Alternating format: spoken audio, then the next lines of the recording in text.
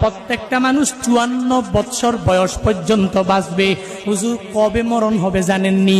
আমিও তো জানি না, আপনিও জানেন না। তবে স্বাভাবিক নিয়ম কি জানেননি? বর্তমানে একটু গণসংখ্যার দিকে তাকায়া দেখেন, ওই যে পরিসংখ্যানের মধ্যে সুন্দরভাবে লেখা প্রত্যেকটা মানুষ 54 বছর বয়স পর্যন্ত বাঁচবে। হুজুর আমি ওই পরিসংখ্যান দেখে দেখে এখন আর আমল করতে ভাল লাগে না, এখন নামাজ পড়তে ভাল লাগে না, এখন রোজা রেখে কোনো ফায়দা নাই, কোনো উপকারও নাই। এরকম কথা বলে বলে অনেক যুবকেরা এখন ঘুম নষ্ট করে নামাজ পড়ে না, রোজাও রাখে না, নেক আমল করে না। বান্দা তো মনে করে 54 বছর বয়স পর্যন্ত আমি বাঁচবো, 60 বছর বয়স পর্যন্ত বাঁচবো, 70 বছর বয়স পর্যন্ত আমি বাঁচবো।